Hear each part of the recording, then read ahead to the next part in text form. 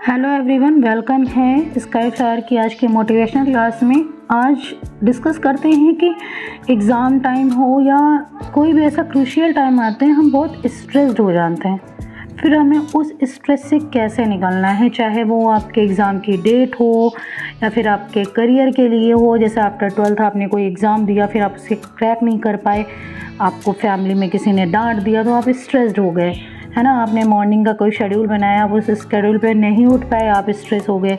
ठीक है, यहाँ पर दो बातें समझिए, या तो आप स्ट्रेस को अपने ऊपर हावी होने दीजिए या तो आप स्ट्रेस पे हावी हो जाओ। क्लियर? स्ट्रेस लेने से अगर प्रॉब्लम सॉल्व हो जाएं तो नो डाउट आप खूब स्ट्रेस लो। ठीक है, किसी के आपको टोक देने से, किसी के अपनी एप्रिसिएशन बताने से आप में स्ट्रेस नहीं आना चाहिए। ठीक है, हम एक तरीके से स्ट्रेस को दूर कर सकते हैं। आप सबसे बड़ी बात तो फ्यूचर जानने की कोशिश करना बंद कर दीजिए। फ्यूचर जानने का इन द सेंस पता है क्या होता है कि जैसे आपने कोई एग्ज़ाम दिया, ठीक है, अब आप पेपर देकर आए, आप तुरंत आपने पेपर पूरा मैच किया, नहीं मैच करना चाहिए। बिकॉज़ आप जो करके आ गए हो उस पे आप अगर अब उसको मैच करते हो तो आप डेफिनेटली 2-3 दिन इतना स्ट्रेस हो जाओगे जिसकी कोई लिमिट नहीं। अगर आप 12th के एग्ज़ाम दे के आ रहे हो तब तो बिल्कुल पेपर मैच मत करो, क्योंकि फिर नेक्स्ट पेपर आपका गड़बड़ हो जाएगा। आपको ये लगेगा यार ये आता हुआ क्वेश्चन मैं छोड़ आया। इससे क्या होगा कि वो स्ट्रेस आपका कैरी फॉरवर्ड होता चला गया। फिर कुछ लोग क्या होता है कि मैं यूट्यूब पे देखती हूँ, अगर कोई कंपटीशन का एग्ज़ाम दे रहा है, एसएससी का दे के आ रहा है, टीजीटी दे के आ रहा है, कुछ भी, आप उसमें क्या देखने लगते हो, कट ऑफ कितनी जाएगी। अब आपके मार्क्स उतने नहीं आ रहे हैं, आप उस पर परेशान हो। क्या कोई आयोग में थोड़ी बैठा है जिसको ये पता हो कि कट ऑफ कितनी जाएगी। उसको छोड़ दो, फ्यूचर पे जो होगा देखा जाएगा। अभी आप अपने पे पूरा फोकस करो, जिस टाइम रिजल्ट आएगा उस टाइम देखा जाएगा, अदरवाइज़ कोई बात नहीं, है ना।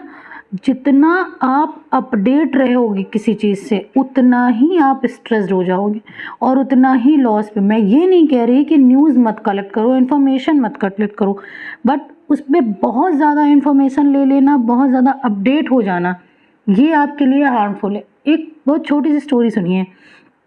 एक आदमी था जो समोसे की शॉप चलाता था। उसको कुछ नहीं पता था कि भाई क्या सिचुएशन चल रही है, आलू महंगी है, क्या महंगा है, कुछ नहीं। वो सिर्फ समोसे बना रहा था और वो खूब बल्क में आलू कलेक्ट करता था, समोसे बनाता था, उसके खूब समोसे बिकते थे, है ना।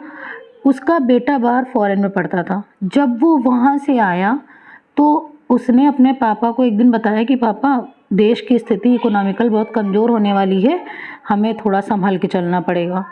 तो अब उस आदमी ने क्या सोचा कि मेरा बेटा तो इतना पढ़ा लिखा है, मैं तो कभी न्यूज़ वगैरह देखता नहीं हूँ, इसने जो कहा है वो पक्का सही होगा। तो उसने क्या किया कि वो अब आलू कम ख़रीदने लगा, कम आलू ख़रीदा उसने, कम समोसे बनाए, समोसे कम बिकने लगे। धीरे धीरे उनकी इकोनॉमिकल कंडीशन क्या हो गई, ख़राब होने लग गई। उसने कहा देखो मेरा बेटा सही कह रहा था कि आर्थिक स्थिति ख़राब होने वाली। अब आप ये समझिए कि उसने खुद अपनी आर्थिक स्थिति ख़राब कर ली या ख़राब होने वाली थी, है ना। ज़्यादा अपडेट हो गए, ज़्यादा नॉलेज ले लिया तो आपने कलेक्शन ही लेना बंद कर दिया। स्ट्रेस कम करने का सबसे बड़ा जुगाड़ यही है कि फ्यूचर जानने की कोशिश मत करो कि आपका पेपर कैसा हुआ, उसमें मार्क्स कैसे आएंगे, कितनी कट ऑफ जाएगी, क्या होगा, क्या। पेपर देकर आ गए, अब आप नेक्स्ट की तैयारी करो। उसमें आपका सिलेक्शन हो जाता है मच बेटर है, नहीं होता है लीव दैट। समझ लो अभी आपकी जर्नी और बाकी है, अभी आप में उतनी परफेक्शन नहीं आई है जितनी उस एग्ज़ाम के लिए आप डिज़र्व करते हो। किसी को अगर ब्लेम करोगे ना, जैसे गॉड को ब्लेम करें, हे भगवान मेरी किस्मत में क्या लिखा है, ऐसा कुछ नहीं होता। ये सब चीज़ें बेकार की हैं। आप ईश्वर के पास गए टेंपल, आपने कहा अगर ये हो जाएगा तो मैं इतना प्रसाद चढ़ाऊँगा, ये वो करूँगा, आप इसमें भी अपने आप को स्ट्रेस्ड कर रहे हो। हमारी लाइफ में जो हो रहा है ना वो सब प्री डिसाइडेड है। वरना कोविड में जितने लोगों की डेथ हुई, उसका जो रिश्तेदार बाहर बैठा होगा, सोचो उसने कितने भगवान नहीं जपे होंगे, है ना, तब भी उसकी डेथ हो गई। आप इस चीज़ से समझिए कि कर्म ही आपकी सबसे बड़ी पूजा है। ईश्वर मानते हैं, हम ये नहीं कह रहे कि आप नास्तिक बन जाओ, बट ईश्वर पे उतनी आस्था रखो जितने में आप अपने पे लॉस मत करो। ईश्वर पे भरोसा रख के आपने पढ़ाई छोड़ दी तो ईश्वर भी आपको छोड़ देगा, है ना। Trust on yourself and trust on your fate. आप अपने भाग्य पे भरोसा रखिए, ठीक है। और अगर इस वीडियो से आपको थोड़ा भी फ़ायदा हुआ हो तो please subscribe my channel and please share it more and more. Thank you for watching this video. Have a nice day. Good day.